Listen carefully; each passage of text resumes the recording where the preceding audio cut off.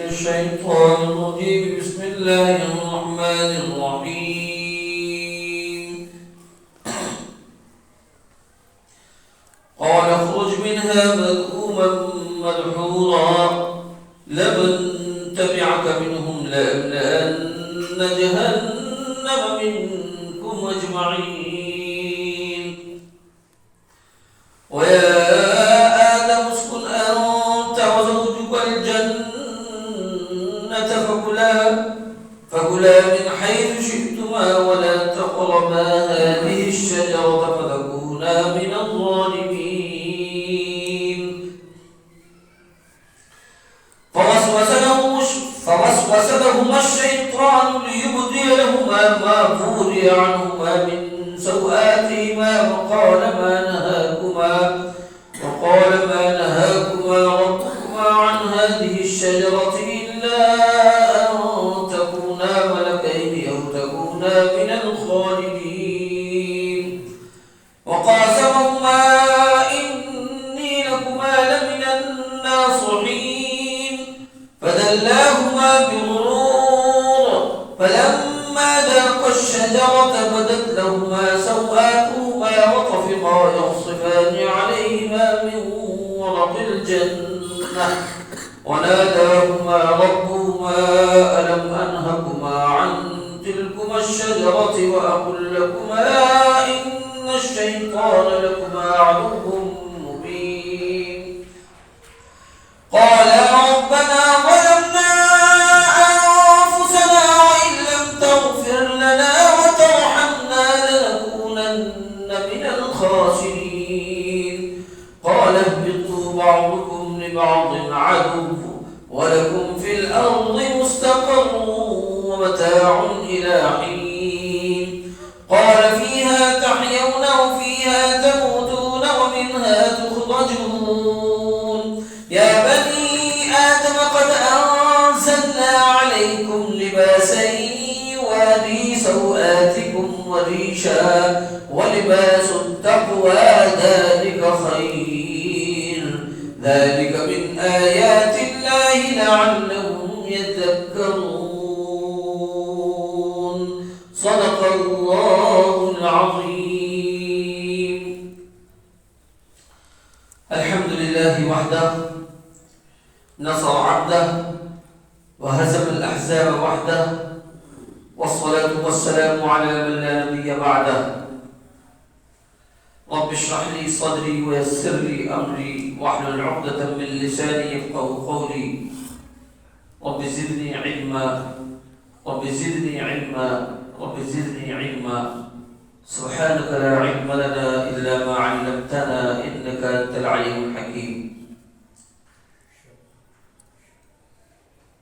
محترم بزرگوں عزیز دینی بھائیوں اور دینی ماں بہنوں، ابھی ہم نے آپ کے سامنے سورہ اعراف کی آیت نمبر 18 سے آیت نمبر 26 تک تلاوت کی ہے. ان آیتوں کے اندر اللہ رب العزت نے سیدنا آدم علیہ السلام کی پیدائش کے وقت ابلیس کے ساتھ جو واقعات پیش آئے ان واقعات کا تذکرہ فرمایا ہے، اور یہ بات اللہ رب العزت نے سورہ اعراف کے دوسرے رکوع میں واضح فرما دی کہ سارے کے سارے انسان حضرت آدم علیہ السلام کی اولاد ہیں.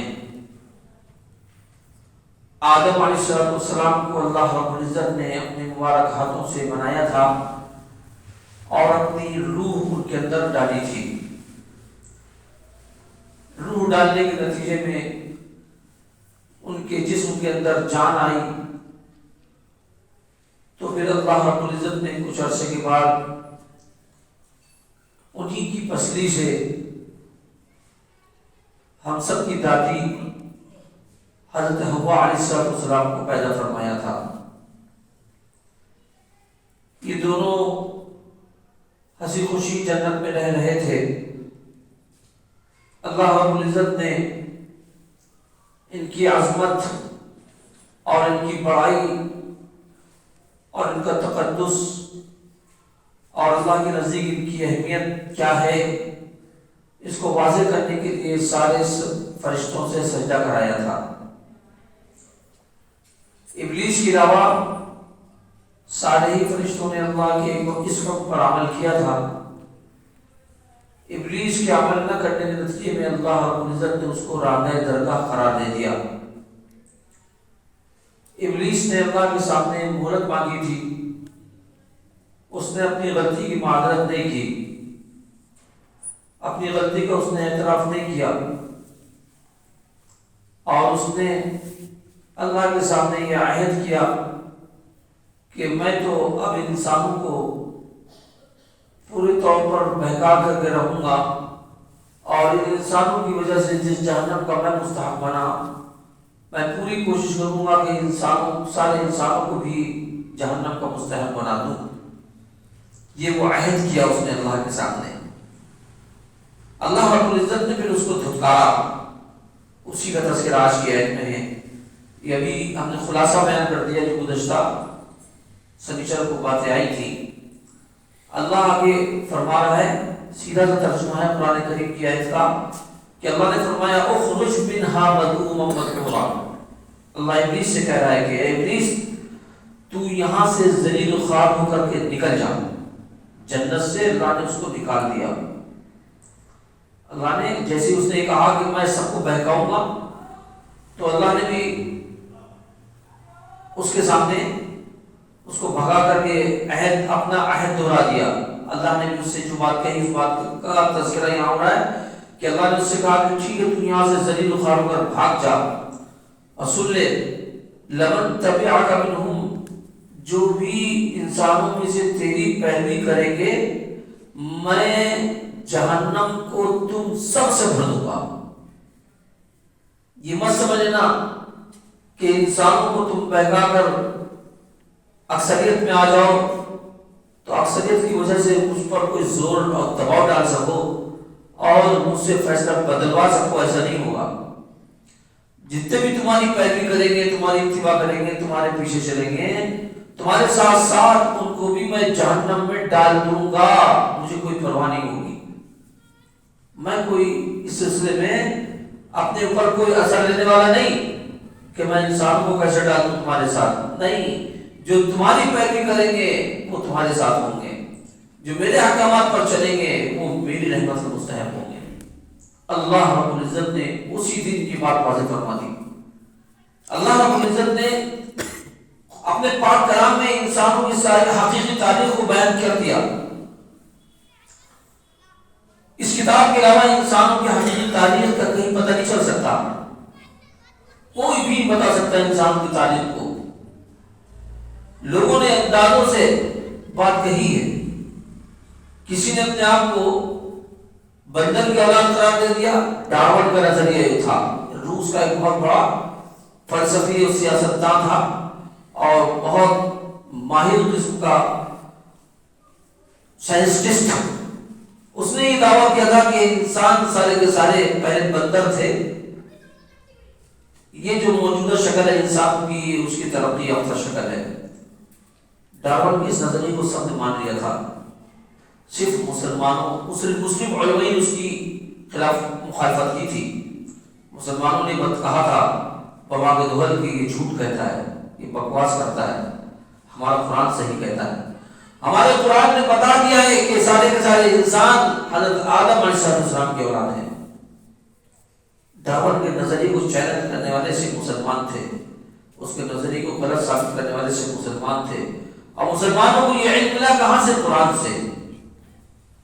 قرآن علوم کا سمندر ہے، علوم کا سمندر ہے۔ ہمارے اسلاف نے 1000 سال تک جو دنیا پر حکومت کی وہ اسی قرآن کے علوم و فنون میں مہارت پیدا کر کے۔ ہمارے یہاں ہمارے اسلاف کے اندر بڑے بڑے سائنٹسٹ بھی گزرے، بڑے بڑے ڈاکٹر اور طبیب بھی گزرے، بڑے بڑے حکیم بھی گزرے، جنہوں نے اس علم کو جلا بخشی، چاہے سائنس ہو، چاہے ٹیکنالوجی ہو، چاہے طب ہو، چاہے میڈیکل لائن ہو، چاہے جراحی کا عمل ہو، غرض کے ساری چیزوں کو جلا بخشی تھی مسلمانوں نے۔ جب سے مسلمانوں نے قرآن کریم کے علوم کے سلسلے میں غفلت برتی تو اللہ رب العزت نے ان کو علوم سے محروم کر دیا۔ علوم سے محروم ہو کر اپنا سب کچھ گوا بیٹھے مسلمان۔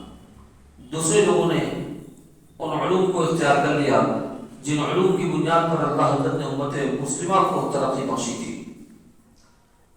اب پھر سے مسلمانوں کے سمجھ میں بات آ رہی ہے اور مسلمان پوری تیاری کے ساتھ علوم و فنون کے اندر لگ رہے ہیں، دین اختیار کر رہے ہیں، اور پوری دنیا کے اندر نشأت ثانیہ انشاءاللہ مسلمانوں کی ہوگی، اور جلد از جلد اللہ رب العزت کی کرم فرمائیاں، اللہ حضرت کی توجہ رہی تو مسلمان بہت جلد انشاءاللہ قرآنی علوم کے ذریعے سے اپنے اسلاف کے نقش قدم پر پھر سے چلیں گے۔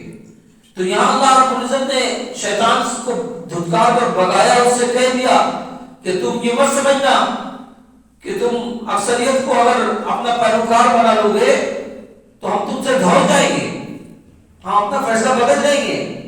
ایسا کچھ نہیں ہوگا، بلکہ تم کیا، تمہاری اتباع کرنے والے، تمہاری پیروی کرنے والے سب کے سب کو میں ایک ہی انجام، ایک ہی نتیجے تک پہنچاؤں گا، اور وہ ہے جہنم۔ وہ ہے جہنم۔ جہنم کو میں پھڑ کر کے رہوں گا۔ جہنم کی تفصیل احادیث کے اندر آتی ہیں بڑی زبردست۔ اللہ رب العزت قیامت کے دن فرشتوں کو حکم دے گا کہ جہنم کو لے کر آؤ۔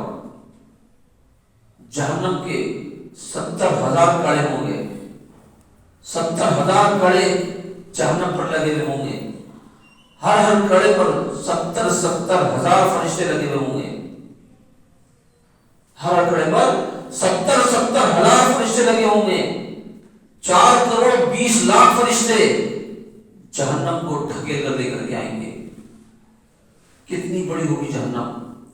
ایک فرشتے کی طاقت اتنی ہے کہ وہ زمین دنیا کو تہوبالا کر دے اپنے ایک ہاتھ کے ذریعے سے، ایک ہاتھ کے ذریعے سے تہوبالا کر کے رکھ دے۔ اتنی طاقت ہوتی ہے ایک فرشتے کے اندر۔ 4,20,00,000 فرشتے جہنم کو کھینچ کر لا رہے ہوں گے۔ کتنی بڑی ہوگی جہنم! ایک حدیث میں اس کی گہرائی بیان کی گئی ہے۔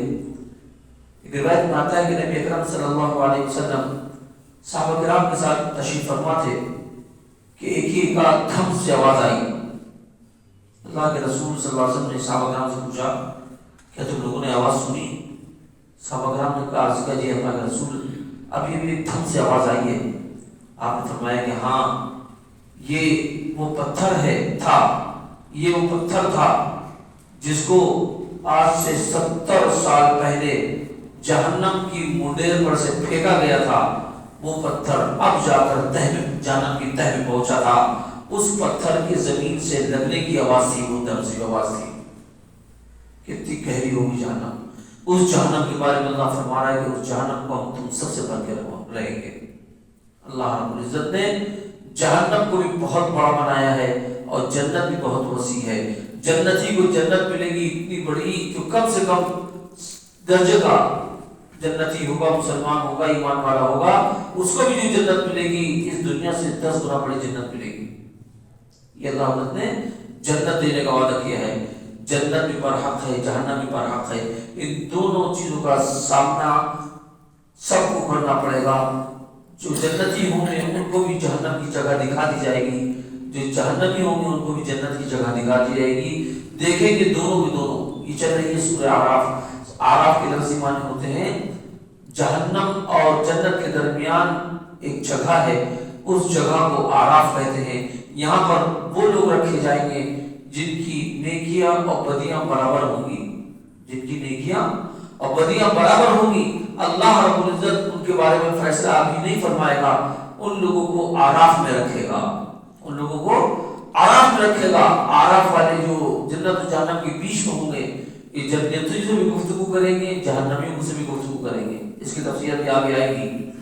یہ صورت بھی وہی چل رہی ہے اعراف کی۔ تو جنت اللہ رب العزت عطا فرمائے گا ایمان والوں کو، یہ بالکل طے ہے، یہ بالکل کہ ہر ایمان والا جو 5 وقت کی نماز کی پابندی کے ساتھ جائے گا، اللہ رب العزت کا وعدہ ہے کہ اس کو جنت عطا فرمائیں گے۔ اور جو نماز کی پابندی نہیں کرے گا، اللہ کا اس سے کوئی وعدہ نہیں۔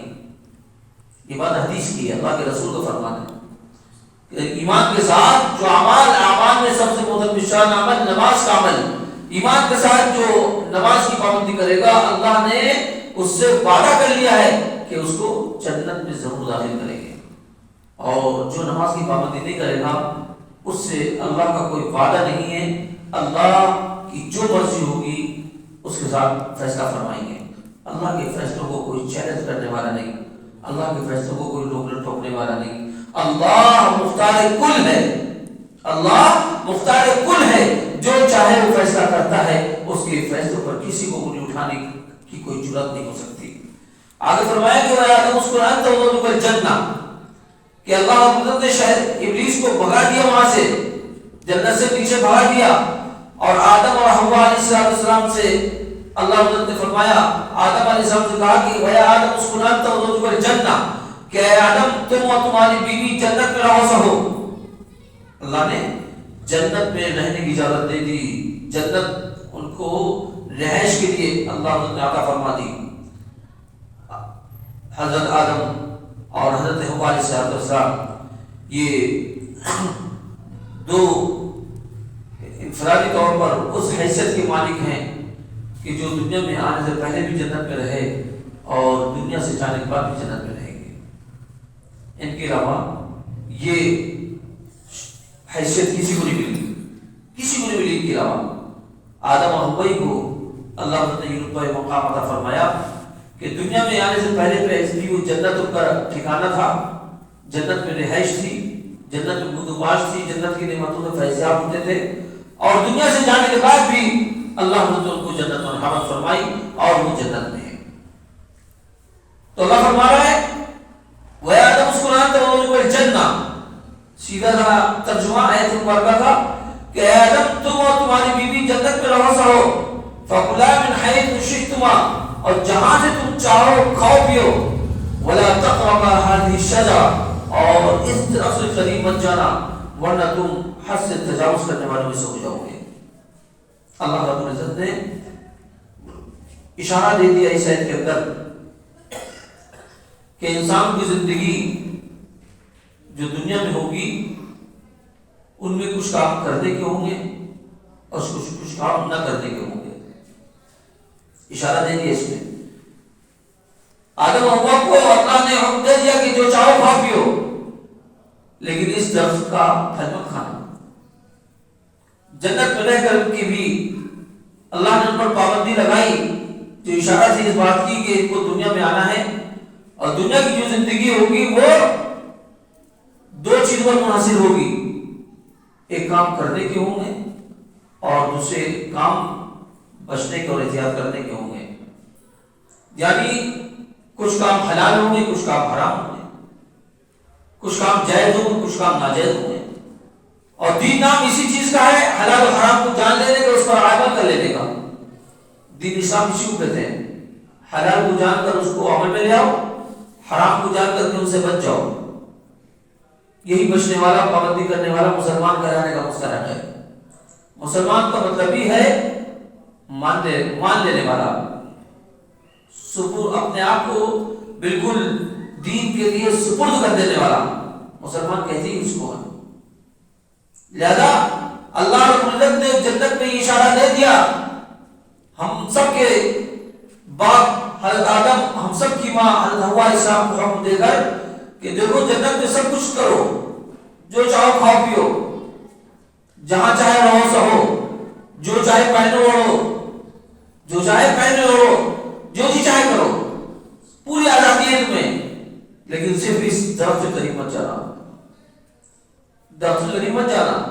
یہ اللہ نے گویا کہ ایک طرح کی آزمائش رکھی، ایک طرح کی آزمائش رکھی کہ ہمارے کرنے والے کاموں پر عمل زیادہ ہوگا یا جن کاموں کی ممانعت کرنے وہ بھی کرے گا۔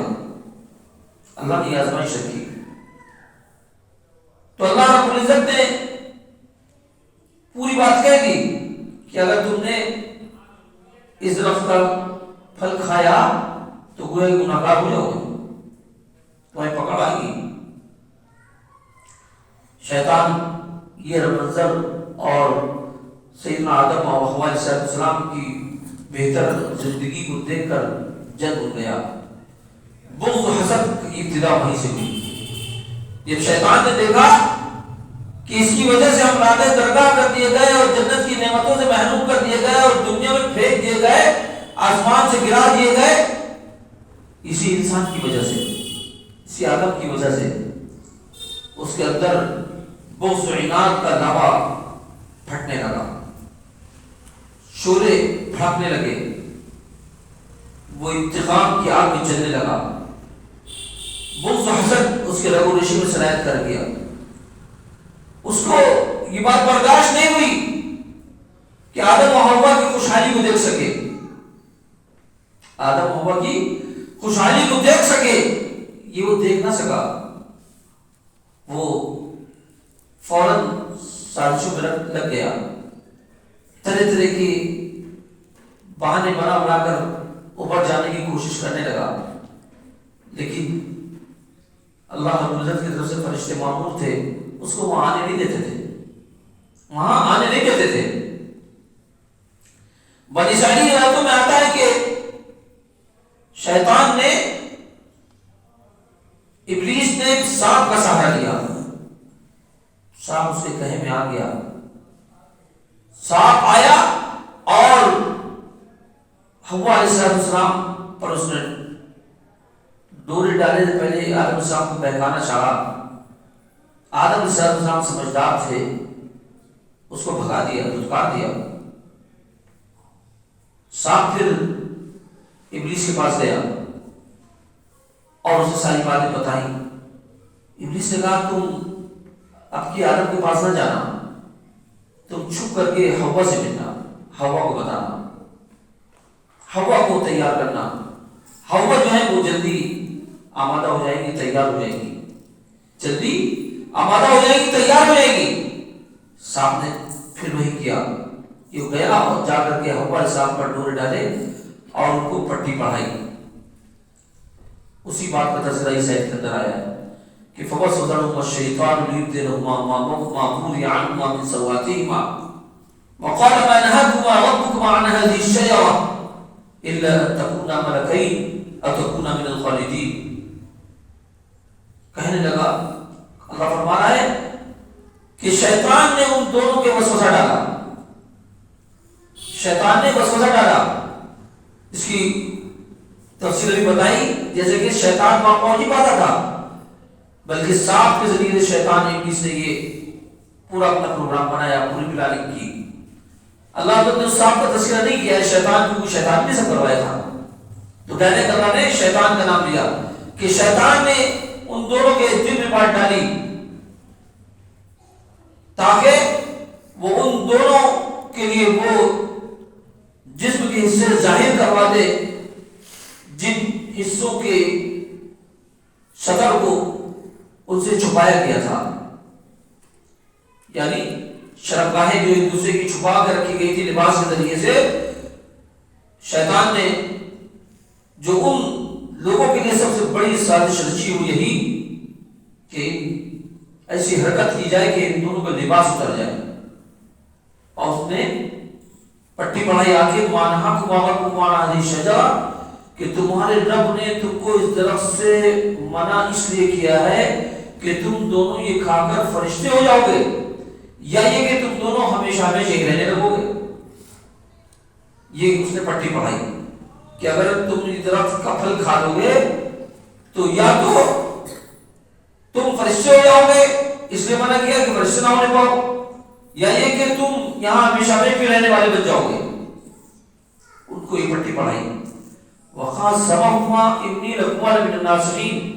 اور ابلیس نے ان دونوں سے قسمیں کھائیں اور کہنے لگا کہ میں تم لوگوں کے لیے خیر خواہ ہوں، میں یہاں تم سے پہلے سے رہ رہا ہوں، میں یہاں کی ساری چیزوں سے خوب واقف ہوں، تم ابھی نئے نئے ہو، تم کو یہاں کی ساری معلومات نہیں ہے، میں جو تم کو بتا رہا ہوں وہ بالکل صحیح ہے۔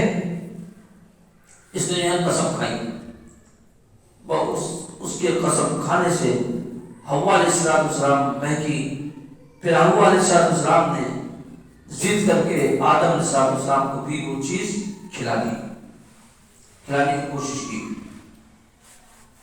اسی وقت سے ایمان والوں کے اندر یہ کمزوری پیدا ہو گئی کہ ان کے سامنے اللہ کو درمیان ملا کر جو کوئی بھی بات کرتا ہے وہ چاہے غلطی کر رہا ہو، لیکن ایمان والا کبھی کبھی دھوکے میں آ جاتا ہے اور قسم کھانے والے پر اعتبار کر لیتا ہے۔ اسی وقت سے یہ بات جاری ہے۔ پٹی پڑھا کر ان دونوں کو کہ تم دونوں فرشتے بن جاؤ گے یا ہمیشہ میں یہاں رہنے والے بن جاؤ گے، اس نے مانا کیا ہے؟ دونوں کو پٹی پڑھا کر کے جنت سے وہاں نیچے اتار لایا جہاں وہ درخت لگا ہوا تھا۔ دھوکے سے لے آیا فلما ذاقا الشجرة بدت لهما سوآتهما وطفقا يخصفان عليهما من ورق الجنة۔ جیسے ہی ان لوگوں نے اس درخت کا پھل چکھا، ان دونوں کی شرمگاہیں ایک دوسرے کے سامنے ظاہر ہو گئی، اور وہ دونوں مارے شرم کے اپنے اوپر جنت کے پتے چپکانے لگے۔ اس وقت ان کے رب نے ان کو پکارا، کیا میں نے تم کو اس درخت سے منع نہیں کیا تھا؟ اور میں نے تم سے بتایا نہیں تھا کہ شیطان تمہارا کھلا ہوا دشمن ہے؟ شیطان تمہارا کھلا ہوا دشمن، تم سے کہہ دیا تھا، تم کو تاکید نہیں کرتی تھی، پھر تم اس کے بہکاوے میں آ گئے۔ تم نے تم سے جو بات منع کی تھی، جس چیز کو کھانے کو روکا تھا، وہی چیز کھا لی تم نے۔ اللہ رب العزت نے ڈانٹ سنائی، اللہ نے ڈانٹا ان کو۔ شیطان ان کو کھلا کر بھاگ گیا۔ اب حضرت آدم حضرت حوا علیہ السلام کے جسم پر جو لباس تھا، وہ لباس اس درخت کا پھل کھانے کی وجہ سے اتر گیا۔ یہ آٹومیٹک سسٹم کا پتہ چلا جنتی سے۔ یہ سب آٹومیٹک سسٹم یہاں بعد میں ہے، اللہ نے پہلے ہی ان آٹومیٹک سسٹم کو انجام دے کر دکھا دیا ہے۔ اب اس درخت میں، وہ درخت کون سا تھا؟ مفسرین نے اس سلسلے میں کوئی واضح بات نہیں فرمائی، اس لیے کہ کوئی متعین بات قرآن اور صحیح حدیث سے ثابت نہیں ہے، بلکہ جو بنی اسرائیلی روایتیں ہیں ان سے پتہ چلتا ہے کہ یہ گیہوں کی بالیاں تھیں۔ گیہوں تھا جو حضرت آدم علیہ السلام حضرت حوا علیہ السلام نے چکھا تھا۔ یہ گیہوں کا اثر تھا جس کی وجہ سے ان دونوں کا لباس جسم سے اتر گیا۔ شرم حیا تو اللہ نے ان کی فطرت میں رکھی تھی، اللہ سے شرم کھا کر بھاگنے لگے۔ بنی اسرائیلی روایت میں آتا ہے آدم السلام بھاگے چلے جا رہے تھے بے تحاشا، کہ بڑے بڑے ان کے بال تھے، وہ بال ان کے ایک درخت میں پھنس گئے۔ کہنے لگے اس سے کہ ایک درخت اس کو چھوڑ، تو اللہ کی آواز آئی کہ آدم جس سے تجھ کو منع کیا تھا وہی تو کر گزرا۔ اللہ نے جیسے ہی براہ راست مخاطب ہوا تو کہاں بھاگا جا رہا ہے؟ تو آدم السلام کہنے لگے اے اللہ رب العزت، مجھ سے آپ کو شرم آ رہی ہے، آپ سے مجھ کو شرم آ رہی ہے، میں حیا میں بالکل ڈوبا ہوا ہوں، اللہ مجھے کہیں پناہ نہیں مل رہی ہے۔ اور پھر یہ کلمات دعا کے اللہ کے سامنے گڑگڑائے، دونوں کو دونوں کہنے لگے ربنا ظلمنا انفسنا وان لم تغفر لنا وترحمنا لنكونن من الخاسرین، کہ اے ہمارے پروردگار، ہم نے اپنی جانوں پر ظلم کیا۔ یہ آدم اور حوا علیہ السلام کی دعا ہے، جنت کے اندر دعا کر رہے ہیں، اے ہمارے پروردگار، اے ہمارے پروردگار، ہم نے اپنی جانوں پر ظلم کیا، اگر آپ نے ہم کو معاف نہ فرمایا اور اگر آپ نے ہم پر رحم نہیں فرمایا تو ہم یقیناً سخت نقصان اٹھانے والوں میں سے ہوں گے۔ آپ نے گناہ کا اعتراف کیا، یہی گناہ کے اعتراف کی صفت ایمان والے کے اندر اللہ نے رکھ دی۔ اللہ نے ایمان والے کے رگو ریشے میں یہ عادت پیوست کر دی کہ ایمان والا جب تک کہ گناہ سے توبہ نہیں کر لیتا تب تک اس کو چین نہیں آتا۔ ایمان والے کے لیے گناہ کرنا اپنے سر پر پہاڑ لاد دینے کے برابر ہوتا ہے۔ جب تک کہ وہ گناہ سے توبہ تکرار نہ کر لے، اللہ سے معافی نہ مانگ لے، تب تک اس کو چین نہیں آتا۔ یہ اس کے ایمان کی پہچان ہے، یہ ایمان والے کی علامت ہے کہ وہ گناہ کے ساتھ جو ہے چین و سکون حاصل نہیں کر پاتا، اس کو نیند نہیں آتی۔ اور منافق کی پہچان، غیر ایمان والے کی پہچان کہ گناہ کرتا ہے اس پر اس کا اتنا ہی اثر ہوتا ہے جیسے کہ اس پر مکھی بیٹھی ہو اور مکھی کو اڑا دے، بس اتنا ہی اس کا اثر ہوتا ہے۔ گناہ کرنے کے بعد ایمان والا بے چین ہوگا۔ آدم اسلام بے چین تھے، حوا اسلام بے چین تھی گناہ کرنے کے بعد، چین نہیں آ رہا تھا، بھاگے چلے جا رہے ہیں گناہ کے کہ کہیں کیسے پکڑ نہ ہو جائے۔ اللہ سے لاج آ رہی تھی، اللہ سے شرم آ رہی تھی کہ اللہ کے حکم کو ہم نے توڑ دیا، اللہ کے حکم کی عدولی کر دی، اللہ کی حکم عدولی کر دی، اللہ کے حکم کو نہیں مانا۔ یہ لاج، یہ شرم، یہ حیا ایمان میں سے، حیا ایمان کا ایک شعبہ ہے۔ اللہ کے رسول جناب محمد رسول اللہ صلی اللہ علیہ وسلم نے فرمایا کہ ایمان کے 60 یا 70 سے زیادہ شعبے ہیں، سب سے بلند ترین جو شعبہ ہے وہ کلمہ لا الہ الا اللہ کا پڑھنا ہے، اور اس کا آخری شعبہ جو ہے وہ راستے سے تقلید چیز کا ہٹا دینا، راستے سے تقلید چیز کا ہٹا دینا، یہ ایمان ہے۔ آپ نے فرمایا حیا بھی ایمان کا ایک شعبہ ہے، حیا ایمان کا شعبہ ہے۔ ایمان والے کے اندر حیا ہوگی تو یہ حیا اس کو گناہوں سے روکے گی۔ حیا ہے تو آدمی ایمان والا گناہ نہیں کرے گا، حیا ہے تو کسی کا حق نہیں مارے گا، حیا ہے تو بد اخلاق نہیں ہوگا، بد کردار نہیں ہوگا، حیا ہے تو آنکھوں کا غلط استعمال نہیں کرے گا، حیا ہے تو زبان کا غلط استعمال نہیں کرے گا، حیا ہے تو اعضاء و جوارح کا غلط استعمال نہیں کرے گا۔ حیا یعنی شرم، اللہ سے شرم، اللہ سے شرم کہ اللہ کے سارے عطا کیے ہوئے اسباب ہم استعمال کریں اور اس کی نافرمانی کریں۔ یہ انسان کی انسانیت اور اس کی حیا اور اس کے شرم کے خلاف بات ہے، اس کے ایمان کے خلاف بات ہے کہ جس اللہ نے ہم کو پیدا کیا، جس نے زندگی گزارنے کے سارے اسباب عطا فرمائے، ہٹا کٹا جسم دیا، سارے اعضاء و جوارح کام کرتے ہوئے عطا فرمائے، روزانہ صبح وہ اعضاء و جوارح کو بالکل کام پر رکھتا ہے، کوئی ہم بیکار نہیں ہوتا، اس اللہ کی ہم نافرمانی کریں، اس اللہ کی ہم معذوری کریں، ہم آنکھوں کا ایسا استعمال کریں جس سے اللہ کی ناراضگی آتی ہو، ہم زبان کا ایسا استعمال کریں جس سے اللہ ناخوش ہوتا ہو، ناراض ہوتا ہو، یہ سب حیا کے خلاف ہے، یہ سب حیا کے خلاف ہے۔ ہم کسی کا حق مانیں، یہ حیا کے خلاف ہے، ایمان کے خلاف ہے۔ حیا ایمان ہے، حیا ایمان ہے، حیا ہے تو آدمی سارے ان کاموں سے بچے گا جن کاموں سے اللہ ناراض ہوتا ہو۔ اگر حیا ہے تو سارے ان کاموں سے بچے گا، اپنے سارے اعضاء و جوارح کو بچائے گا، زبان کو بچائے گا، آنکھ کو بچائے گا، کان کو بچائے گا، دل کو بچائے گا، دماغ کو بچائے گا، سارے اعضاء و جوارح کو ان سارے کاموں سے بچائے گا جن سے اللہ ناراض ہوتا ہو۔ یہ حیا، یہی حیا تھی جس نے حضرت آدم حضرت حوا علیہ السلام کو برہنگی کے بعد بھاگنے پر مجبور کر دیا کہ بھاگے چلے جا رہے ہیں کہ اللہ کو دیکھ لے، اللہ دیکھ رہا ہے، اللہ دیکھ رہا ہے، ہم اللہ سے کیسے سامنا کریں گے، اللہ سے کیسے سامنا کریں گے؟ جب اللہ نے دوبارہ تو اپنی غلطی کا اعتراف کر لیا، کہنے لگے کوئی حجت دے گی، کچھ کہا نہیں، بلکہ فوراً اپنی غلطی کا اعتراف کرتے ہوئے کہہ رہے ہیں اللہ ہم سے زیادتی ہوئی، ہم نے اپنی جان پر ظلم کیا۔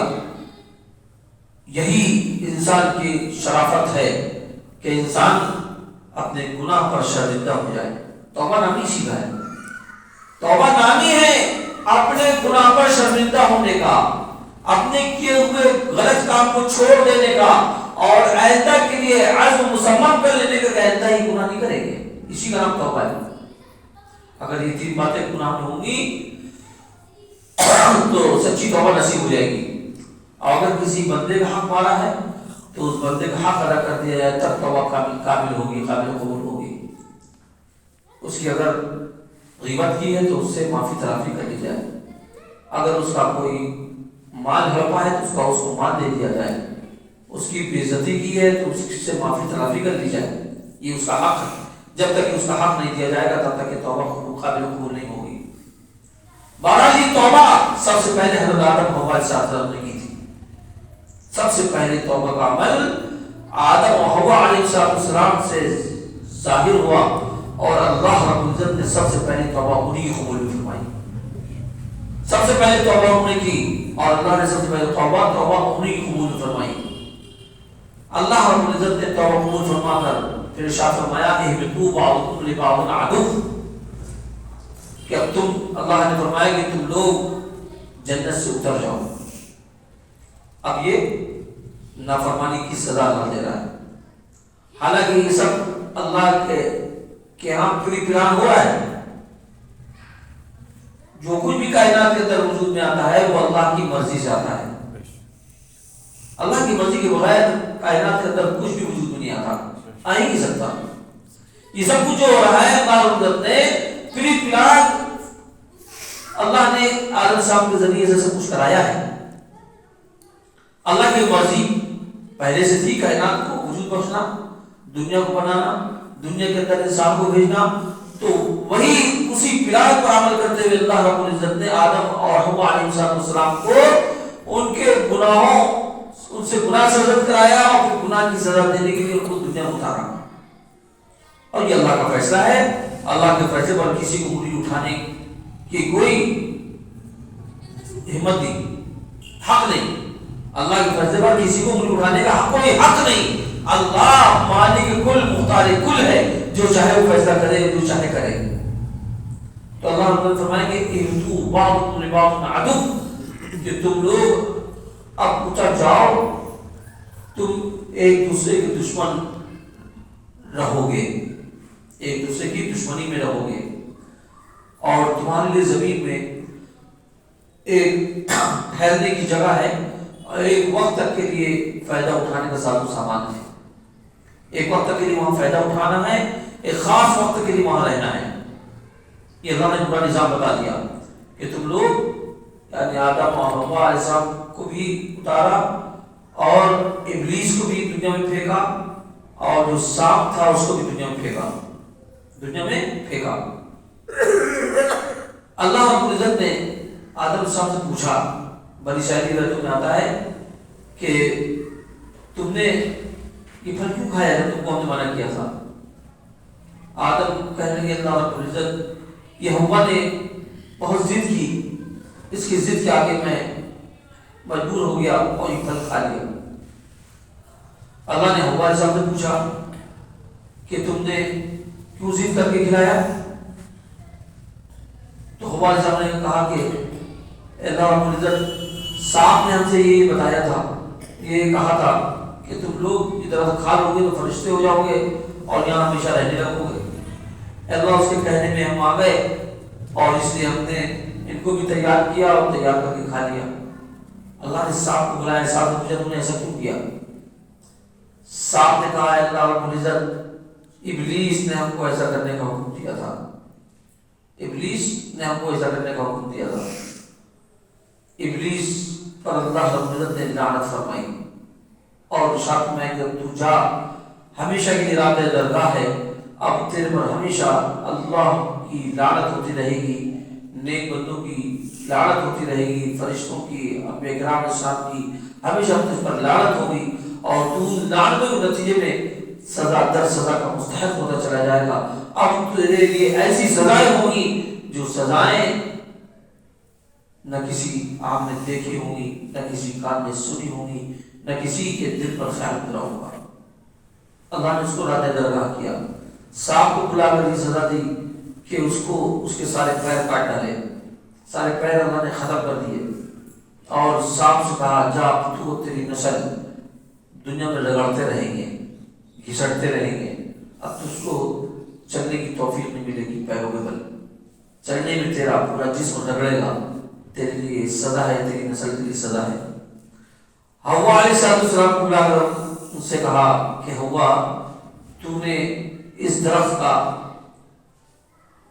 پودا، اس درخت کا پھل کاٹ کر اس درخت کو تو نے خون آلود کر دیا، تو نے اس کو خون آلود کر دیا۔ اچھا، اور تمہاری بھی سزا یہ ہے کہ مہینے میں تمہارے لیے کچھ دن گزرے گے ایسے جس میں تم خون آلود رہو گی، جس سے تم خون آلود رہو گی۔ اور آدم علیہ السلام سے کہا کہ اب تم بھی جنت میں رہنے کے لائق نہیں رہے، تم بھی ان سب کے ساتھ جو ہیں دنیا میں چلے جاؤ۔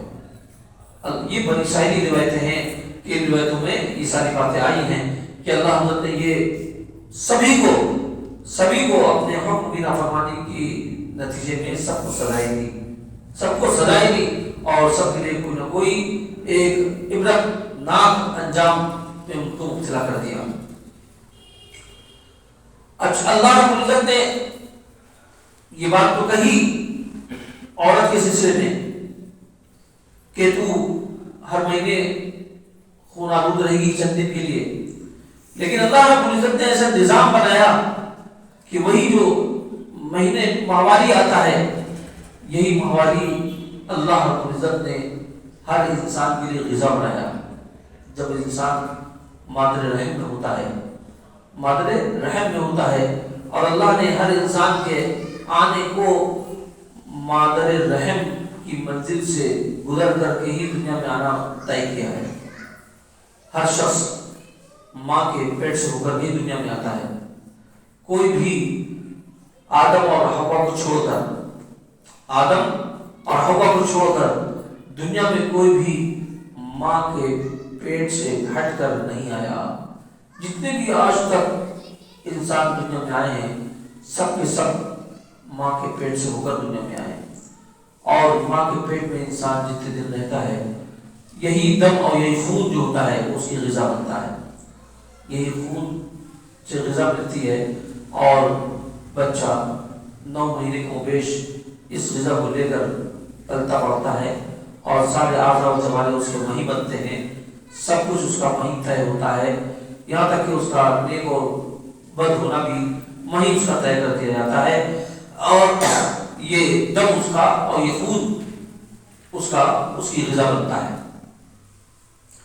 آگے فرمایا کہ قال فیہا تحیون و فیہا تموتون و منہا تخرجون، کہ آدم اور حوا سے اللہ نے فرمایا کہ جاؤ تم دنیا ہی میں وہیں زندگی گزارو اور اسی میں تم کو موت آئے گی اور پھر وہیں سے تم دوبارہ نکالے جاؤ گے۔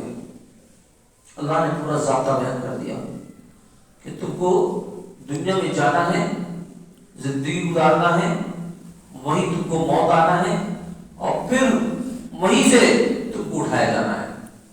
بس دنیا اور کائنات اسی کا نام ہے۔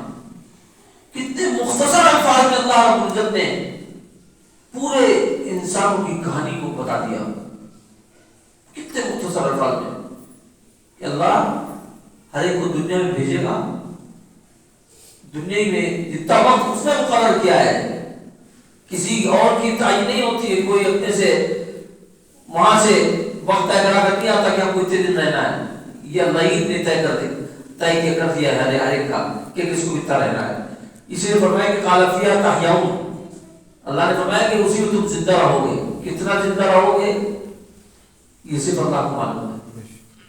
کون دنیا میں کتنا رہے گا اللہ کے علاوہ کوئی نہیں جانتا، اللہ کے علاوہ کوئی نہیں جانتا کون کتنا رہے گا، کس کو کتنی زندگی گزارنا ہے، کتنے دن گزارنا ہے، کس طرح کی زندگی ہوگی اس کی، یہ ساری تفصیلات اللہ کے علاوہ کوئی نہیں جانتا، کوئی نہیں جانتا۔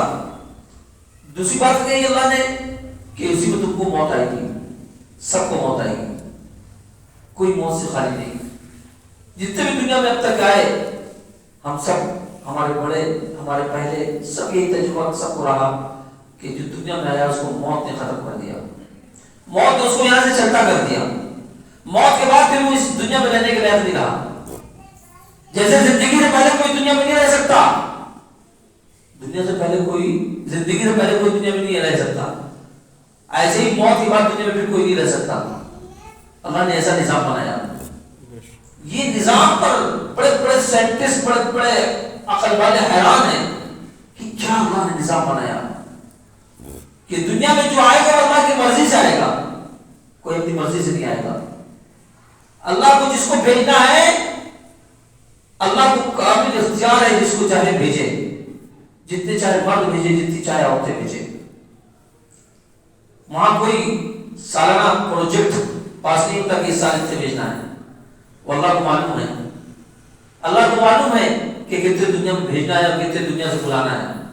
شب برات آ رہی ہے، شب برات میں پورا بایو ڈاٹا سال بھر کا اللہ اپنے فرشتوں کے حوالے کر دیتا ہے کہ تم کو اس سال اتنے لوگ دنیا میں آئیں گے، ان کے لیے نظام بنانا ہے، اور اتنے لوگ دنیا سے رخصت ہوں گے، ان کے لیے نظام بنانا ہے۔ اللہ سب حوالے کر دیتا ہے فرشتوں کے حوالے کر دیتا ہے۔ فرشتوں کو بھی عین وقت پر ساری باتیں ان باتوں کا پتہ چلتا ہے، قاعدے وہ نہیں جانتے کون کون دنیا میں آئے گا، کون کون دنیا سے جائے گا، اللہ کے علاوہ کوئی نہیں جانتا۔ اللہ نے کہہ دیا وَفِيهَا تَمُوتُونَ، اور دنیا میں تم کو موت آئے گی۔ کون کہاں مرے گا کوئی نہیں جانتا، کون کیسے مرے گا کوئی نہیں جانتا۔ یہ وہ غیب کی باتیں ہیں جو اللہ رب العزت نے کسی کو نہیں بتائی۔ اللہ نے اسی لیے اپنے آپ کو عالم الغیب و شہادہ کہا ہے۔ یہ صرف اللہ کی صفت ہے، یعنی جو موجود ہے اس کو بھی اللہ جانتا ہے، اور جو چھپا اور پوشیدہ ہے اس کو بھی اللہ جانتا ہے۔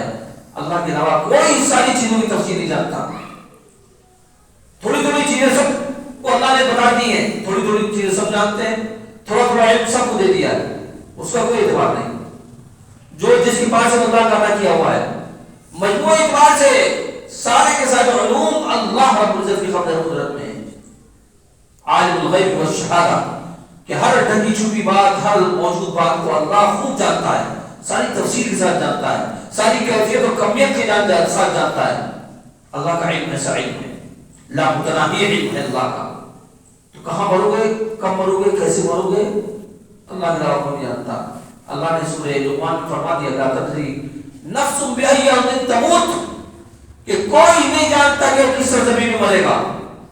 یہاں اللہ کہہ رہا ہے کہ تم کو زمین میں مرنا ہے، لیکن کہاں مرنا ہے یہ اللہ نے بتایا نہیں کسی کو، نہ کوئی جانتا ہے۔ کون کہاں مرے گا کہاں نہیں مرے گا یہ کسی کے بارے میں کوئی کہہ نہیں سکتا، یہ صرف اللہ رب العزت جانتا ہے۔ یعنی ایمان والے کو یہ یقین رکھنا چاہیے کہ جس طرح زندگی اللہ کی عطا کی ہوئی ہے، ویسے موت بھی جب اللہ نے تبھی آئے گی، اللہ کے لیے ورنہ نہیں آ سکتی۔ زندگی اور موت کو اللہ نے پیدا کیا، وہی مالک کل ہے، زندگی اور موت پر اسی کا قبضہ ہے، اسی کے قبضے میں ہے، اسی کے ہاتھ میں ہے۔ الذی خلق الموت والحیات، کہ اللہ ہی ہے جس نے موت اور زندگی کو پیدا کیا۔ لِیَبْلُوَکُمْ أَیُّکُمْ أَحْسَنُ عَمَلًا، وہ اس لیے پیدا کیا تاکہ وہ تم کو آزمائے کہ کون اچھے عمل کرتا ہے، کون اچھے کام کرتا ہے۔ اس لیے اللہ نے زندگی دی ہم کو۔ اللہ نے زندگی کو دی ہے اچھے کام کرنے کے لیے، اچھے کام کرنے کے لیے، نیک کام کرنے کے لیے، اللہ رب العزت کے احکامات پر عمل کرنے کے لیے، بندوں کو حقوق ادا کرنے کے لیے، ہر ایک کی خدمت کرنے کے لیے، ہر ایک کو خوش رکھنے کے لیے، ہر ایک کو تکلیفوں اور ایذاؤں سے بچانے کے لیے۔ کسی کو کی نہ زبان سے ہم تکلیف پہنچائیں، نہ ایذا دیں، نہ اپنے ہاتھ کو پیروں سے کسی کو ایذا دیں، نہ آنکھ کو اشارے سے کسی کو ستائیں۔ یہ ہمارا مذہب ہے، یہ ہمارا دین ہے، یہ قرآن ہم کو سکھاتا ہے، یہ قرآن ہم کو سکھاتا ہے۔ ایذائے مسلم حرام ہے، مسلمان کو تکلیف دینا، اذیت دینا یہ حرام ہے، اللہ نے حرام قرار دیا ہے۔ اذیت چاہے زبان سے دی جائے، اس کو برا بھلا کہہ کر، اس کے ساتھ گال گفتاری کر کے، اس کو کوس کر، اس کو برا بھلا کہہ کر، یا اس کو چڑھا کر زبان سے کسی طرح سے اذیت دی جائے، یہ گناہ کبیرہ ہے۔ جب تک کہ اس گناہ سے معافی نہیں مانگے گا، توبہ نہیں کرے گا، اللہ رب العزت کے گناہ معاف نہیں ہوگا۔ یہ ہم سمجھ لیں، یہ ہم سمجھ لیں۔ اسی طرح کسی کی چیز لے لینا، چھین لینا، مار لینا، چھپا لینا، یہ بھی ناجائز ہے۔ ہڑپ لینا یہ بھی ناجائز حرام ہے، یہ بھی ناجائز حرام ہے۔ نمازوں کی پابندی نہ کرنا یہ بھی ناجائز حرام ہے، نماز کی پابندی نہ کرنا یہ بھی ناجائز حرام ہے۔ رمضان کے مہینے کے روزے چھوڑنا ناجائز حرام ہے۔ ہم پر زکوٰۃ فرض ہے، زکوٰۃ ادا نہ کریں، ناجائز حرام کام کر رہے ہیں۔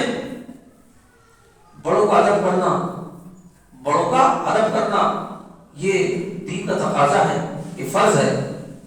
بڑوں کے ساتھ بے ادبی سے بدتمیزی پیش آنا حرام ہے، چھوٹوں کے ساتھ شفقت کا برتاؤ کرنا یہ دین کا تقاضا ہے، چھوٹوں کے ساتھ زیادتی کرنا یہ حرام ہے۔ اللہ کے رسول کا فرمان کہ جو ہمارے بڑوں کا احترام نہ کرے، چھوٹوں پر شفقت نہ کرے، وہ ہم میں سے نہیں۔ اتنی بڑی بات اللہ کے رسول نے فرمائی۔ ہم دین سمجھے تو ہم تو صرف نماز روزے کو دین سمجھ رہے، صرف نماز روزے کو دین سمجھ رہے ہیں، ہم سمجھتے ہی نہیں کہ ہم جب دنیا میں آئے تھے تو ہمارے دہنے کان میں اذان اور بائیں کان میں اقامت کہی نہیں گئی تھی۔ اب جو ہم کو وقفہ ملا ہے وہ آخرت کے اعتبار سے بالکل اتنا ہی ہے جتنا اذان اور اقامت اور تکبیر تحریمہ کے درمیان ہوتا ہے۔ اس وقفے میں ہم کو اللہ کے احکامات کی پابندی کرنا ہے، یعنی کوئی ایسا عمل نہیں کرنا ہے جو ہم کو اللہ کے ہاں رعایت درگاہ کر دے۔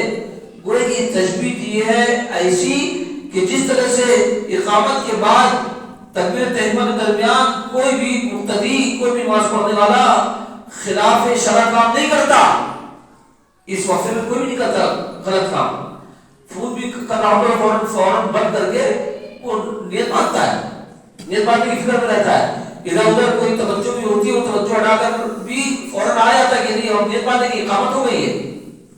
اقامت کے بعد آدمی بالکل اب پھر یہ طے کرتا ہے کو امام کے پیچھے نیت باندھنا ہے۔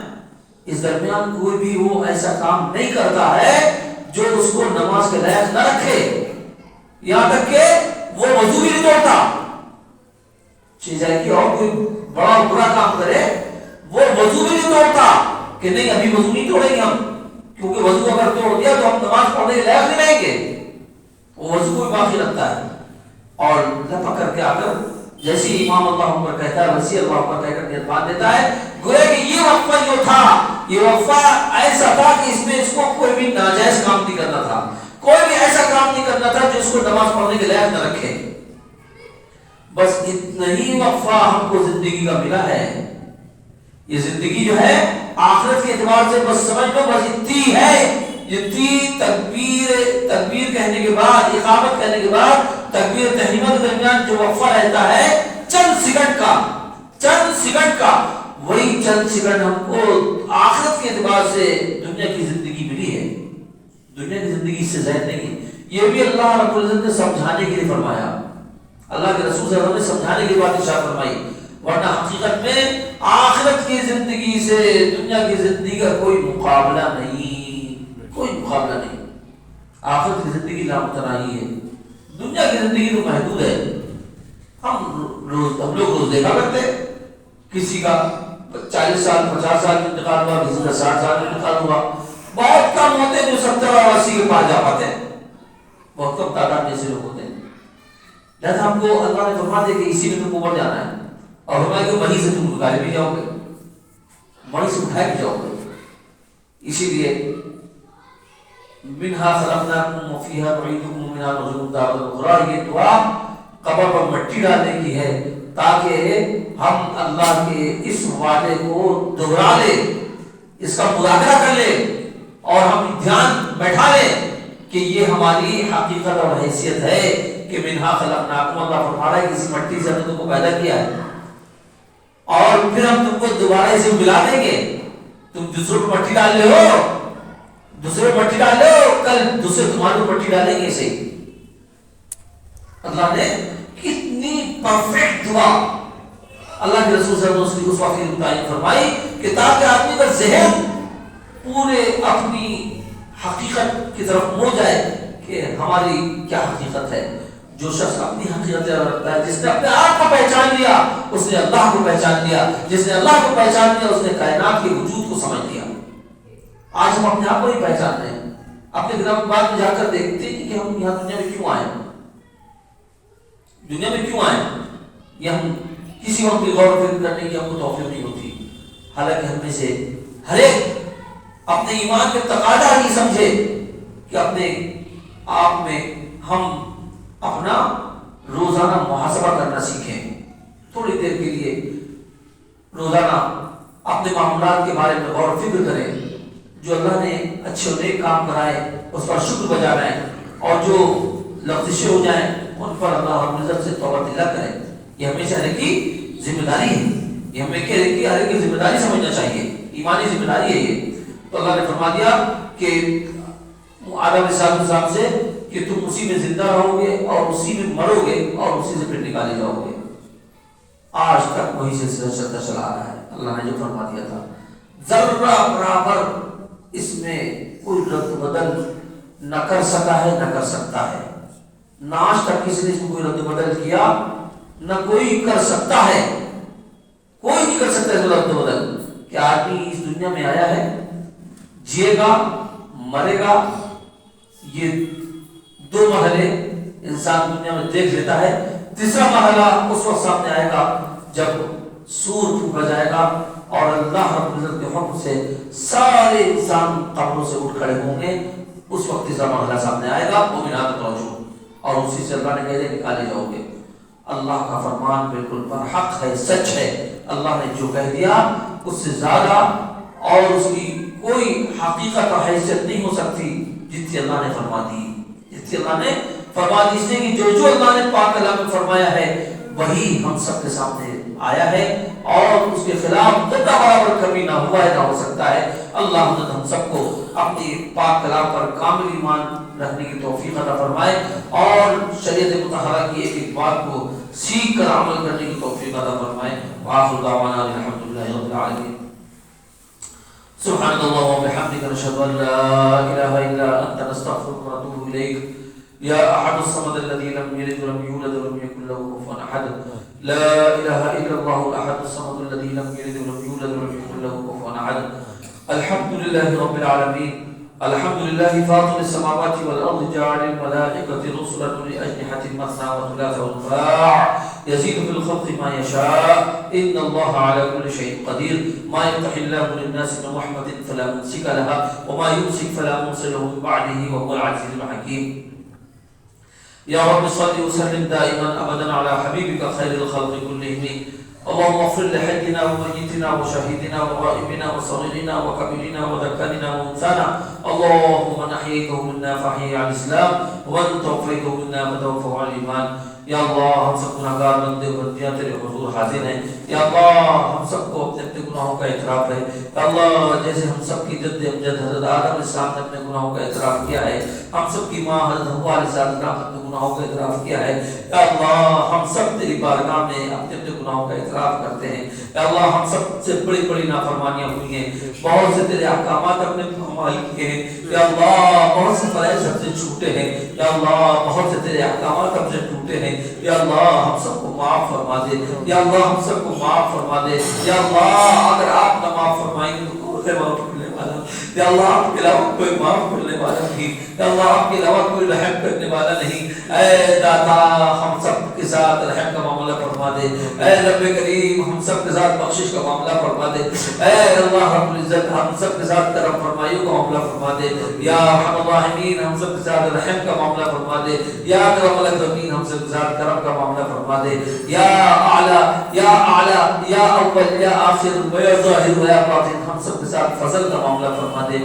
اے رب کائنات، اے رب کائنات آپ کا کوئی ثانی، آپ کا کوئی شریک نہیں. یا اللہ آپ تنہا تنہا ہے. یا اللہ آپ تنہا تنہا ہے، سب سے طاقتور ہے. یا اللہ آپ ہمارے معبود برحق ہیں. یا اللہ آپ کے علاوہ کوئی ہمارا معبود نہیں. یا اللہ آپ کے علاوہ کوئی ہماری ضرورتوں کو پورا کرنے والا نہیں. یا اللہ آپ کے علاوہ ہماری کوئی نگہبانی نگرانی کرنے والا نہیں. یا اللہ آپ کے ہمارے خالق ہے، مالک ہے، رازق ہے، معبود برحق ہے. یا اللہ آپ ہی ہم سب پر حاکم ہیں. یا اللہ آپ ہی ہم کو نفع پہنچانے والے ہیں، آپ ہی نقصان پہنچانے والے ہیں. یا اللہ آپ ہی بیماری دینے والے ہیں، آپ ہی شفا دینے والے ہیں. یا اللہ آپ ہی خوشحالی دینے والے ہیں، آپ ہی اللہ بدحالی ڈالنے والے ہیں.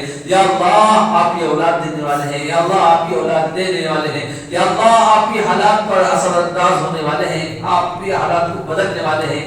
بروں کے اچھے حالات کرنے والے، اچھوں کے برے حالات کرنے والے صرف اور صرف آپ ہیں. یا اللہ آپ کے علاوہ پرندہ پر نہیں مار سکتا. یا اللہ آپ کے علاوہ کسی کا نہ کوئی بن سکتا ہے نہ بگڑ سکتا ہے. یا اللہ آپ کے حکم کی بنیاد پر کوئی بنتا ہے کوئی بگڑتا ہے. یا اللہ آپ ہی کے حکم پر کسی کسی کو نفع ہوتا ہے کسی کو نقصان ہوتا ہے، یا اللہ یہ سب مصلحتوں کے تحت آپ کے حکم کے ذریعے سے ہوتا رہتا ہے، یا اللہ ہم کو اس پر کامل یقین اور ایمان رکھنے کی توفیق عطا فرما دے، یا اللہ آپ ہی کی ذات اقدس، آپ ہی کی ذات اقدس نفع پہنچانے والی اور نقصان پہنچانے والی ہے، یا اللہ آپ ہی کی ذات اقدس سارے سب کو رزق عطا کرنے والی ہے، یا اللہ آپ ہی کی ذات اقدس سب کو سب کے حالات پر رحم و کرم کرنے والی ہے، یا اللہ آپ کے علاوہ نہ آج تک کسی نے کسی پر رحم کھایا ہے، یا اللہ نہ کسی نے کسی پر کوئی کرم کھایا ہے، یا اللہ کرم کیا ہے، یا اللہ آپ ہی ہم سب کے لیے رحیم ہیں، آپ ہی ہم سب کے لیے کریم ہیں، یا اللہ اپنی رحمت پر کامل یقین کرنے کی توفیق عطا فرما دے، یا اللہ آپ نے فرد پر کامل یقین رکھنے کی توفیق عطا فرما دے، یا اللہ آپ کا کرم بلا متناہی، آپ کا رحم بلا متناہی، یا اللہ آپ نے 100 حصے رحمت کے پیدا فرمائے، ایک حصہ دنیا میں نازل فرمایا ہے، یا اللہ اس رحم اس ایک حصے کے بدلے میں آپ ہم لوگوں کے ساتھ ایسی کرم فرمائیاں فرما رہے ہیں، یا اللہ جس کو بیان نہیں کیا جا سکتا، اس پر جتنا آپ شکر بجا لائے کم ہے، یا اللہ اسی رحمت کے نتیجے میں یا اللہ تم نے اپنی معرفت نصیب فرمائی، دین کی توفیق عطا فرمائی، ٹوٹے ٹوٹے اعمال کی توفیق عطا فرمائی، یا اللہ اس پر ہم تیرا جتنا بھی شکر بجا لائے کم ہے، یا اللہ ہم تیرا بڑا احسان مانتے ہیں، یا اللہ کروڑوں تیرا شکر بجا لاتے ہیں کہ اللہ تم نے اپنے گھر میں آنے کی توفیق عطا فرمائی، یا اللہ ٹوٹے ٹوٹے اعمال میں لگنے کی توفیق عطا فرمائی، یا اللہ اپنے پاک کلام کو پڑھنے سمجھنے سمجھانے کی توفیق عطا فرمائی، یا اللہ ورنہ ہم کہاں اور تیرا پاک کلام کہاں، یا اللہ یہ گندی زبان سے یا اللہ تیری کرم فرمائی ہے کہ تو نے اس گندی زبان سے اپنا پاک کلام پڑھوایا، یا اللہ ان کانوں سے تو نے اپنا پاک کلام سنوایا، یا اللہ اسی پر سے تیرا فضل ہے، تیرا کرم ہے، تیری عطا ہے، یا اللہ ہم تیری شان کے صدقے، یا اللہ تیری شان کے صدقے تو نے یا اللہ ہم کو اس لائق سمجھا، ہم کو اس کا مستحق سمجھا، یا اللہ ہم تیرے پر ہمیشہ شکر بجاتے رہیں، اس کی توفیق عطا فرما، یا اللہ اس کی توفیق عطا فرما، یا اللہ پریشان حال لوگوں کی پریشانی کو دور فرما، یا اللہ جو مریض ہے ان کی بیماری کو دور فرما، یا اللہ آپ ہی کو ہر مجھے شفا ملتی ہے، یا اللہ بہت سے مریضوں نے دعاؤں کے لیے کہا ہے، یا اللہ سب کو شفا کاملہ عاجل نصیب فرما، یا اللہ سب کو شفا کاملہ عاجل نصیب فرما، یا اللہ سارے مصیبتوں کی مصیبتوں پریشانیوں کو دور فرما، یا اللہ قرضداروں کے قرضوں کی ادائیگی کی غیر سے شکلیں نکال دے، یا اللہ جو بے کاروبار کے ہیں یا اللہ ان کے کاروبار لگوا دے، یا اللہ ان کو حق حلال کی روزی کا انتظام کروا دے، یا اللہ سب کچھ تیرے قبضہ قدرت میں ہے، یا اللہ یہ ہمارا ایمان ہے، یا اللہ ہم سب کے حالات بنا دے سوار دے،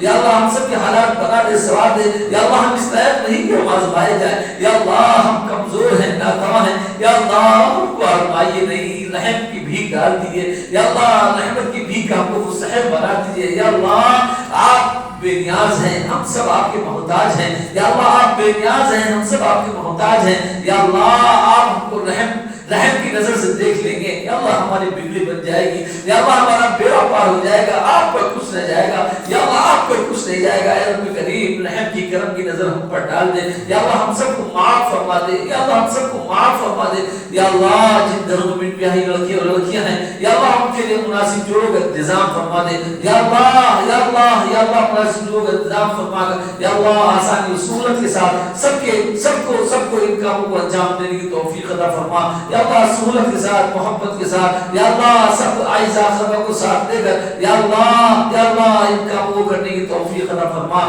یا اللہ ہمارے بڑے جو تیرے پاس حاضر ہو چکے ہیں ان سب کی بھرپور مغفرت فرما، یا اللہ ہم نے جس کے والدین تیرے پاس حاضر ہو چکے ہیں یا اللہ ہم سب کو جنت الفردوس میں جگہ عطا فرما، یا اللہ خبر ان کو کروٹ چین نصیب فرما، یا اللہ ان کی خبر کو نور سے بھر دے، یا اللہ جنت الفردوس ان سب کو جگہ عطا فرما، یا اللہ ہم سب کو دین کی خدمت کے لیے قبول فرما لے، یا اللہ ہم سب کو دین کی خدمت کے لیے قبول فرما لے، یا اللہ اپنے ذات کو راضی کرنے والے اعمال کی ہم سب کو توفیق عطا فرما، یا اللہ ایمان کی محبت اعمال کی محبت ہمارے دلوں میں ڈال دے، یا اللہ اپنی محبت اپنے حبیب کی محبت ہمارے دلوں میں ڈال دے، یا اللہ دین کی خاطر بڑھنے اور جینے کی توفیق عطا فرما، یا اللہ عالم کے اندر دین کی محنت کرنے والوں کی حفاظت فرما، یا اللہ دین کی جگہوں کی حفاظت فرما، یا اللہ حرمین شریفین کی حفاظت فرما، یا اللہ بیت المقدس کی امت کے اندر اتحاد اتفاق پیدا فرما، یا اللہ مسلم حکمران اپنے کے اندر دینداری پیدا فرما،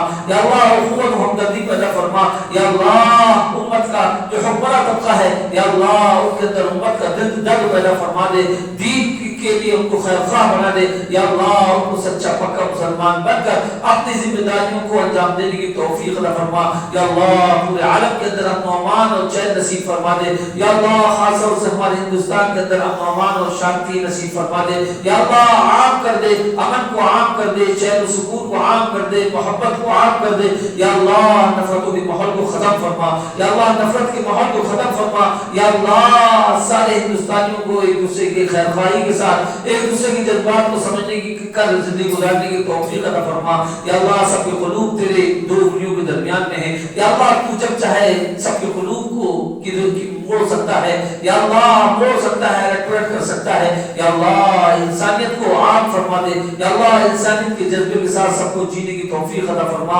یا اللہ، انسانیت کے جذبے کے ساتھ سب کو ایک دوسرے کا خیر خواہ بنا دے یا اللہ، اس ملک کے اندر یا اللہ ہدایت کو عام فرما دے یا اللہ، ہدایت کو عام فرما دے، اعمال کی فضائیں قائم فرما دے یا اللہ، ایمان کی ہوائیں چلنے لگے یا اللہ، اعمال کی فضائیں قائم ہو جائے یا اللہ، ایسا ماحول قائم فرما دے یا اللہ، اس ماحول کو قائم کرنے کے لیے ہم کو استعمال فرما لے یا اللہ، ہم کو استعمال فرما لے، اے رب کریم ہم سے دین کی حقیقی محنت لے لے یا اللہ، دین کی محنت کے لیے ہم سب کو قبول فرما، اے رب کریم ہم سب کی دعاؤں کو محض اپنے فضل و کرم سے قبول فرما، ربنا تقبل منا انك انت السميع العليم وتب علينا انك انت التواب الرحيم وصلى الله تعالى على خير خلقه محمد واله وصحبه اجمعين برحمتك يا ارحم الراحمين.